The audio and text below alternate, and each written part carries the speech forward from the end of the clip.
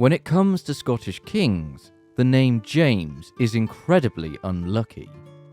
James is also the most common name for a Scottish king, with 7 being crowned King of Scotland and 1 James being a claimant for the Scottish-English throne. While in places like England, Henry and Edward were common names for English kings, and in France, where they had a billion kings named Louis. In this video, we will be going over each Scottish king named James and why the life and fate of each one made the name unlucky for Scottish kings. All of these Scottish kings were a part of the Stuart dynasty, who would later inherit the Kingdom of England. The first King James was born in 1394 at Dunfermline Palace. The poor lad was born into a Scottish realm divided. Powerful lords and dukes were at odds with the Scottish king, Robert III, with one duke even going as far as to be implicated in the death of James's older brother, David. The political situation in Scotland was becoming so tense and hostile that James's father, Robert III, attempted to send the young James to France for his education and protection. Yet the first attempt nearly ended in James's capture by rival Scottish forces. The second attempt ended in disaster, with James being captured by English pirates. The news of this capture is alleged to have killed his father. While James would be imprisoned at the Tower of London for a time, Scotland would fall into a civil war, with bloody battles being fought, such as the Battle of Harlaw in 1411. Over the years, James would be educated to a high standard in England, while moving around to various places of confinement. The next stroke of bad luck for James would come in 1413, when King Henry IV of England died. His son and successor, Henry V, didn't ransom the Scottish king. Instead, he kept him locked up. In this period of the 116 Years' War between England and France, it was a confusing time to be a Scotsman. Some fought for the English, while others fought on the French side. As for James, he ended up fighting in King Henry's army, as the idea was that any Scotsman fighting the French wouldn't fight their own king. By 1424, King James would finally be ransomed back to Scotland for a cost of between 60 to 100,000 marks. Finally, Scotland had its king back. James wasted no time settling into his kingdom and jumping straight into Scottish politics, arresting several Scottish nobles and killing off rivals. James legislated new laws into Scotland, for example, banning football, and most heinously of all, restricting taverns from serving alcohol after 9 p.m. James's ideas for Scotland were curtailing the power of the nobility and issuing one set of laws for all of Scotland. These changes were too much for some. The disunity created from James's heavy-handed governance was showcased at the Siege of Roxburgh, a castle still controlled by the English. One account boldly states, "There were in number more than 200,000 men-at-arms, but they wait there a fortnight, doing nothing worth recording, because of a detestable split and most unworthy difference arising from jealousy. So after losing all their fine large guns, both cannon and mortars, and gunpowder and carriages and wagons, and many other things utterly indispensable for a siege, they returned home most ingloriously without effecting their object." James's unlucky end came in February 1437 at Blackfriars Monastery. He was assassinated by a group of nobles. What makes his end rather unlucky is that when the royal family were alerted to the danger, and depending on the account, James hid in a sewer pit under the privy, before being dragged out and stabbed to death. Other accounts differ in how James was assassinated, but all mention hiding in the sewers, an unlucky and smelly end for James I. His wife and heir, James, escaped. James II, born 1430 at Holyrood Abbey. His reign would follow in the same footsteps as his father's. King at the young age of 6, and later on struggles with the Scottish nobility. James's reign obviously didn't start in the greatest way.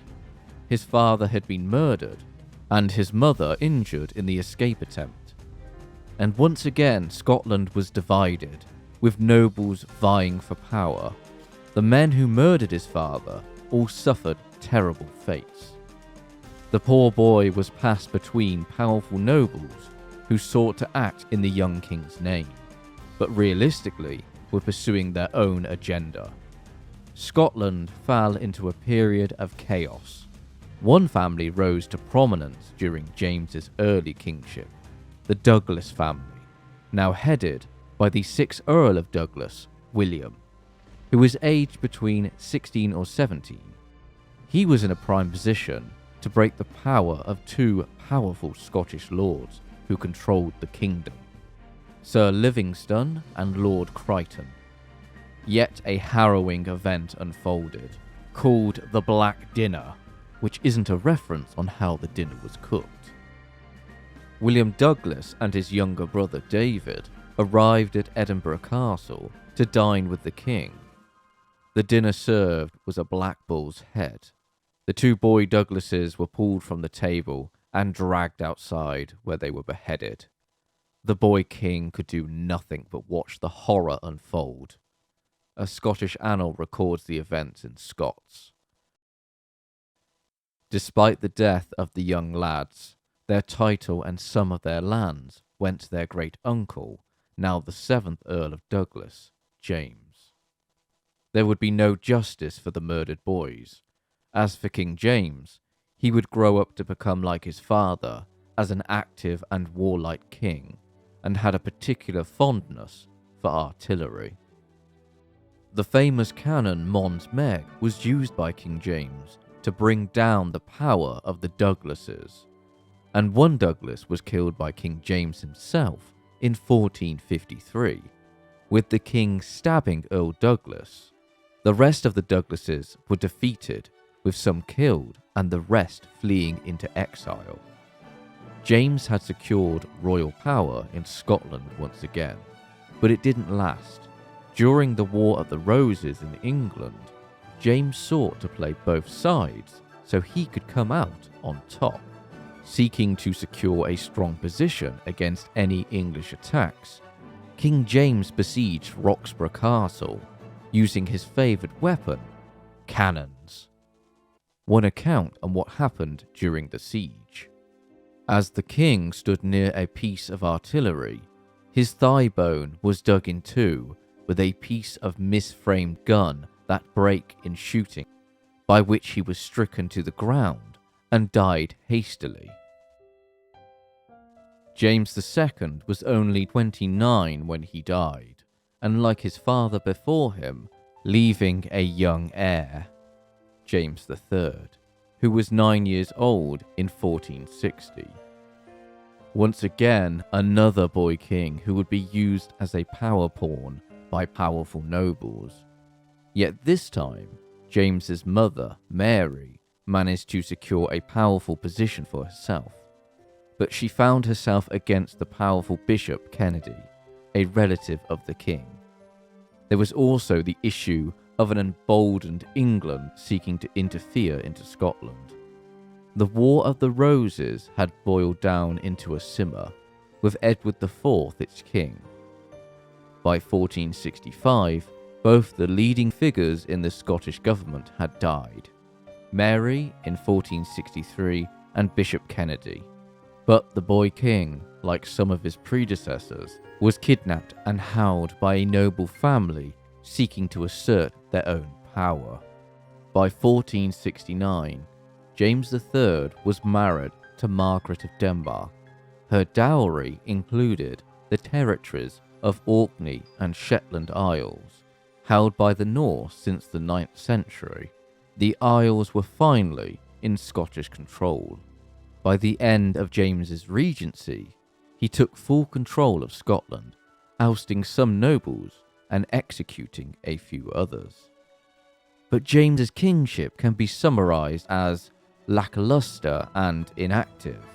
Isolation is the term used to describe King James's reign, with James spending most of his time in Edinburgh, trusting hardly anyone, even his own brothers.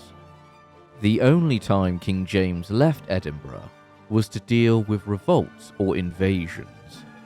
One such confrontation was against an advancing English army. But even before the two sides could clash, Scottish nobles were so disillusioned with the king, they arrested the king's favourite men and promptly executed them. The king was now powerless and later imprisoned at Edinburgh Castle. King James would gain his freedom, but his unlucky end came when the Scottish lords finally had enough of him. His son and heir, James, aged 16, was now the rallying figure of an uprising. The climactic Battle of Sockieburn on the 11th of June, 1488. The two sides fought throughout the day, but King James was no military commander, leaving the battle. At what point is up to debate. His end came shortly afterwards. The story goes that in the middle of fleeing, King James was thrown from his horse. Injured, he was found by millers and brought to a mill near Bannockburn.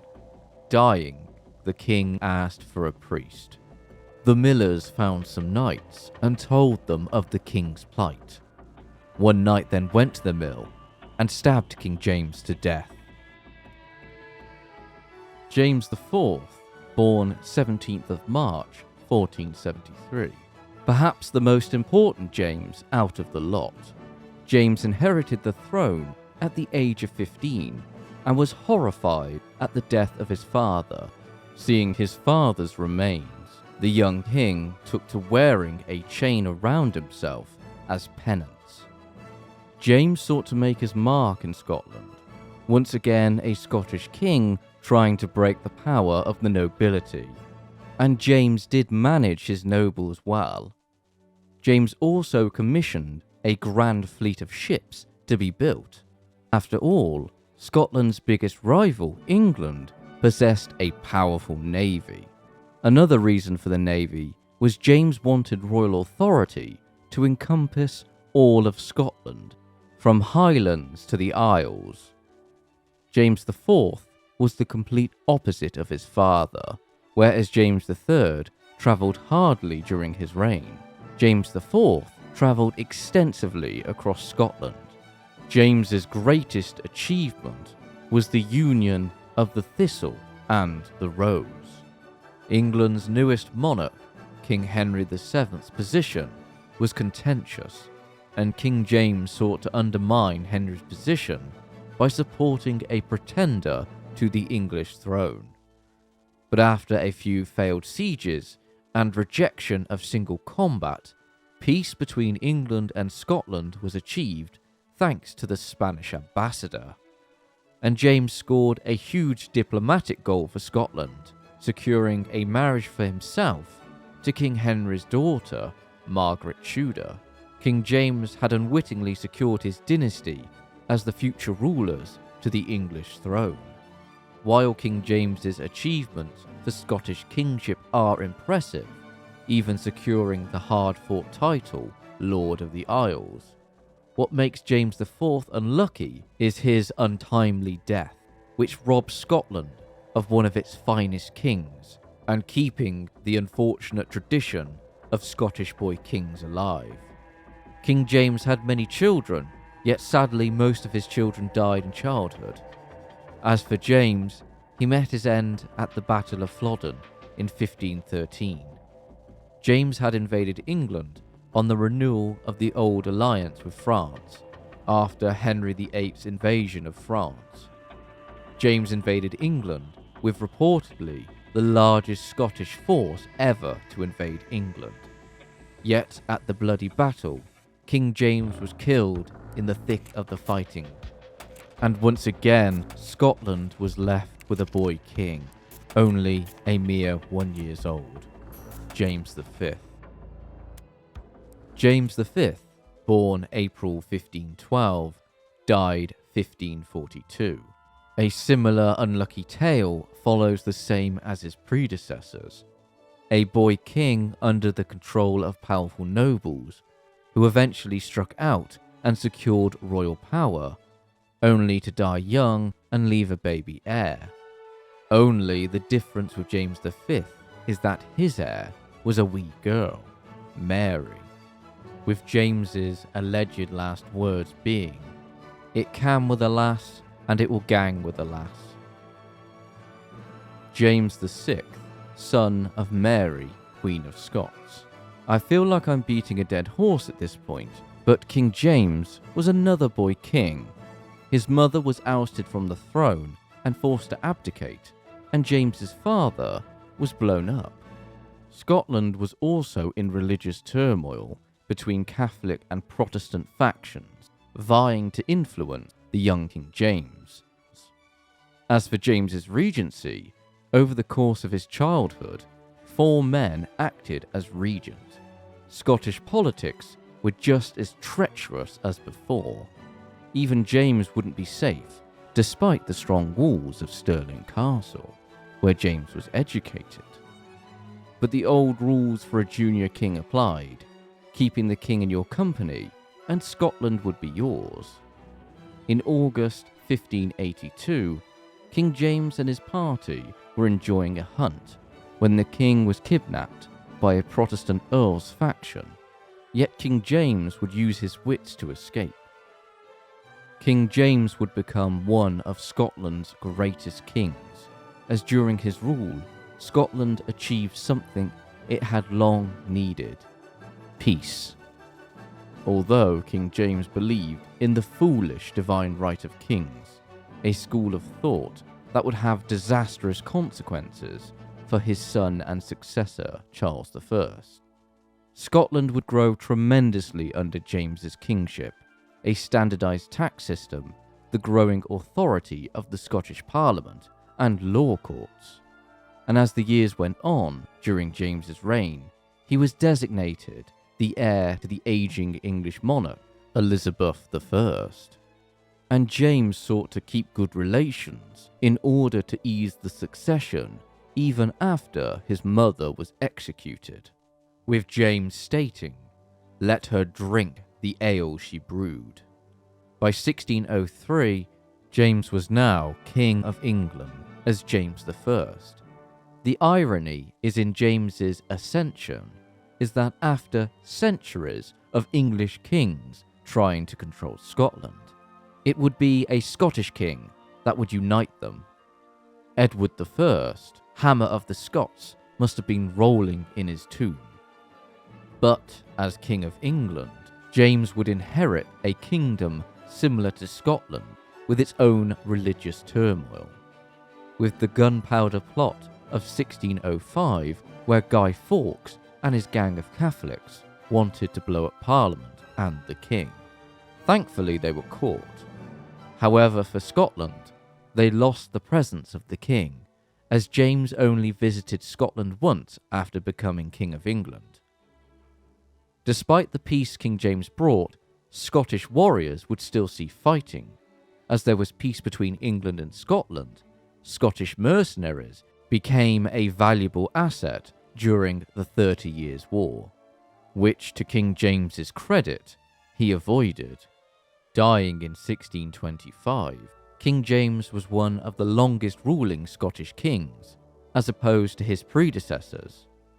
King James provided the peace, which allowed Scotland to breathe and grow, making him a rather lucky king. James VII, grandson of James VI, and the oldest James to inherit the thrones at the age of 51 in 1685. Yet in May the same year, the Earl of Argyll sought to place the Duke of Monmouth, who was the bastard son of Charles II, on the thrones. It failed in dramatic fashion. One of the main oppositions to James being king was that he was openly Catholic, and James was willing to brutally enforce his rights as king. The divine rights of kings reared its ugly head, and James lasted on the throne for a mere 4 years, fleeing his kingdoms to France, and Parliament declared that James had abdicated. James spent the rest of his years in France, dying in 1701. And with James VII, that concludes the tale of why James is an unlucky name for a Scottish king. If you enjoyed this video, consider supporting the channel on Patreon or YouTube channel membership.